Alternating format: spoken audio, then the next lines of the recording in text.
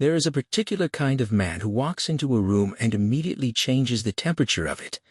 Not because he tries to, not because he rehearsed the entrance, but because somewhere along the way, life forged him into something too big, too alive, too combustible to go unnoticed. William Shatner is that kind of man. He has always been that kind of man, and at 95 years old, with most of the people who shared his greatest chapter now gone, he is finally saying the things that decades of carefully managed celebrity kept locked behind a very polished door. So let's open it.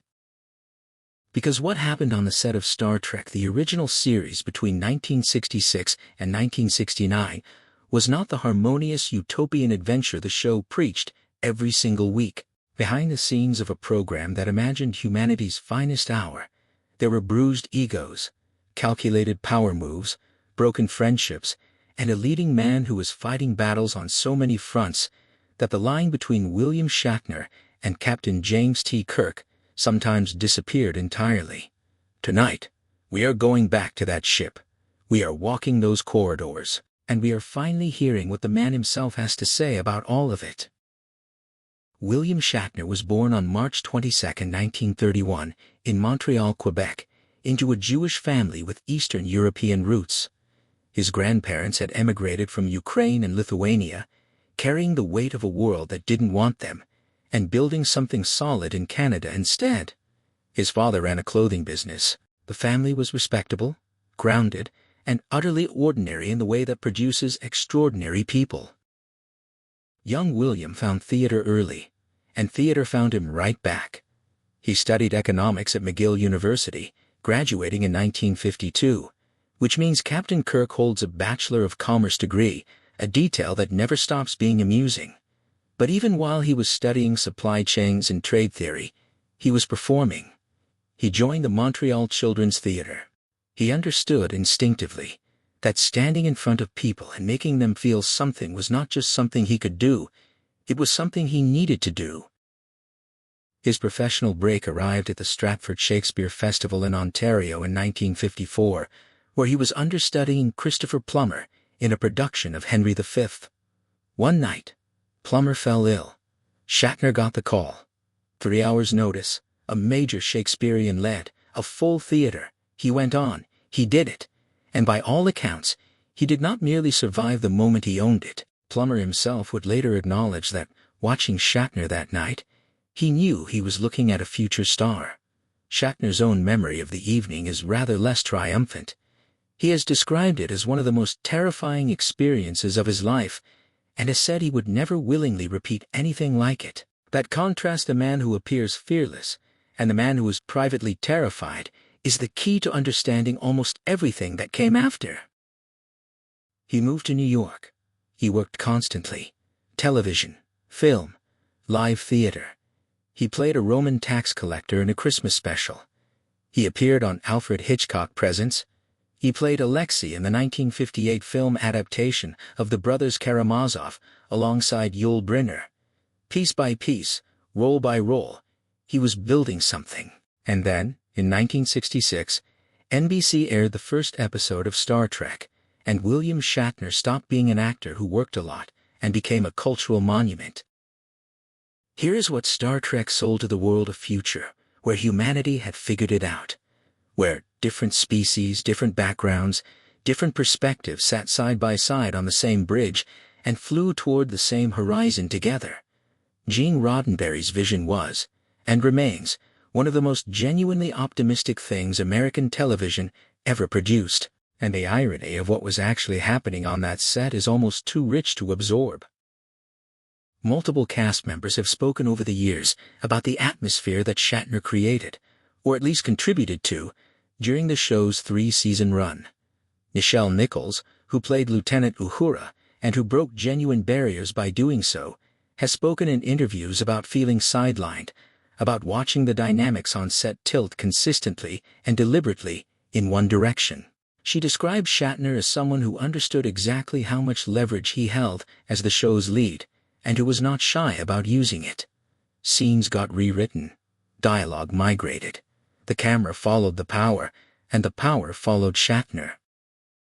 Walter Koenig, who joined the cast as Ensign Chekhov in the second season, has admitted in various interviews and podcast appearances that there was real resentment toward Shatner during those years. Not manufactured, not exaggerated for effect. Real lived resentment, the kind that comes from watching someone repeatedly put themselves first in a job that is supposed to be collaborative. George Takei, who played Hikaru Sulu, and who has carried his grievances against Shatner for more than 5 decades now, wrote in his 1994 memoir to the stars that the cold shoulder he received from Shatner between takes was not an occasional thing. It was a pattern, deliberate, consistent, and demoralizing. And then there is the letter. Gene Roddenberry, the man who created this entire universe, felt compelled to write directly to both Shatner and Leonard Nimoy during production to address what he called their division of the market on selfishness and egocentricity. Think about what it takes for a showrunner to put that in writing to his 2 lead actors. Think about what the situation on that set must have looked like for that letter to become necessary. Roddenberry was not a man known for conflict. He was a visionary. He was a dreamer. And even he eventually had to sit down and tell his stars, in plain language, that they were making things very difficult for everyone around them. Shatner, to his credit, has not entirely denied these accounts in his later years. What he has done is provide context, which is a different thing. He has spoken about the pressure he was under, the expectation placed on him as the lead, the way in which television in the 1960s operated differently from how we imagine it now. He was not a salaried employee with a union-negotiated comfort rider. He was the name above the title of a show that lived and died on his performance every single week. Whether that pressure excuses the behavior is a question each viewer gets to answer for themselves. If the Takei feud is the drama that plays out loudest in public, the Leonard Nimoy chapter of William Shatner's life is the one that carries the most genuine weight. These 2 men were rivals in the way that only people who truly see each other can be. Nimoy's Mr. Spock became, in many ways, the breakout character of Star Trek. The pointy-eared, emotionless, half-Vulcan science officer captured something in the public imagination that even Kirk couldn't quite reach, and Shatner felt it. He has never put it in those exact words, but the record speaks clearly enough. The maneuvering over screen time, the positioning of scenes, the disputes over billing and photography, all of it traces back to a man who knew he was in a competition he hadn't anticipated. And yet, over the decades that followed, something shifted between them. The rivalry didn't disappear, but it made room for something else. Real affection, real history. The kind of bond that only forms between people who have been through the same impossible fire together and come out the other side still standing. On the convention circuit in later years, Shatner and Nimoy appeared genuinely glad to see each other. The warmth was not performed. Fans noticed it. Journalists noticed it. By the time they were both in their 70s and 80s, it seemed like whatever had divided them had finally, mercifully, healed. Then came the silence. In the months before Leonard Nimoy died in February 2015, something broke between them that Shatner still cannot fully explain. Nimoy stopped returning his calls. No argument had preceded it. No visible rupture. Just silence, where there had been decades of conversation. Shatner has said in multiple interviews, including a particularly raw moment on Entertainment Tonight, that he wrote Nimoy a letter. A real letter, not an email, not a text. He told him that he loved him. He told him what their friendship had meant. He never received a reply. Nimoy died of chronic obstructive pulmonary disease at 83, and Shatner was not there. Not because he didn't want to be, because the door had somehow closed, and he never found out why. He carries that. You can see it when he talks about it. The jokes stop. The performer steps back, and what's left is just a man in his 90s who lost his closest rival and his closest friend in the same person, and who still, after all this time, doesn't know what he did wrong. There may be no answer to that question. Life doesn't always provide them. But the fact that Shatner is still asking it tells you something real about who he is underneath the legend. George Takei has built, and this is not a cruel observation, but simply an accurate one, a significant portion of his public profile in the 21st century around his conflict with William Shatner. He has been candid, quotable, and consistent. In a 2015 interview with the New York Times, he described Shatner as an egocentric, self-involved prima donna. Not a subtle complaint, not a carefully hedged criticism, a direct on-record, unambiguous statement to one of the most widely read newspapers on the planet. The roots of it, according to Takei, go back to those original 3 seasons on set. The cold shoulder between takes. The feeling of being deliberately made invisible by a man who held all the power and knew it. And then, in 1989, something concrete when Shatner directed Star Trek for the Final Frontier, he cut a scene in which Sulu takes command of the Enterprise. Takei has always maintained this was not an accident and not a budget decision. It was a choice, a deliberate act of diminishment made by a man who controlled what the camera saw and chose, in that moment, not to let it see Hikaru Sulu in a position of authority. The 2008 wedding incident poured gasoline on everything. When Takei married his longtime partner Brad Altman, the entire original cast was reportedly invited. Shatner has said he was the only one deliberately excluded. Takei has said an invitation was sent, and Shatner simply never responded.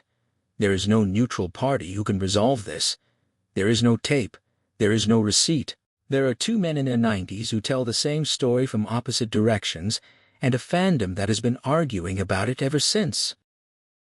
What Shatner has said, with increasing weariness over the years, is that the origin of all of this was a 30-second scene cut in a movie made more than 50 years ago. He has expressed genuine bafflement that a professional disagreement from 1989 could calcify into something this durable and this public. Whether that bafflement is sincere or strategic is, again, something each observer gets to decide. What is not in dispute is that the feud is real, that both men have chosen to keep it alive through interviews and social media and public statements, and that neither of them, even now, shows any particular interest in ending it. Before the spaceflight, before the Emmy Awards, before the horses and the ranches and the late career reinvention, there was a night in August 1999 that changed William Shatner at some cellular level he has never entirely described, but has never stopped carrying. His third wife, Noreen Kidd Shatner, was found dead in the swimming pool of their home. She was 40 years old. An autopsy determined that she had been drinking heavily and had taken sleeping medication.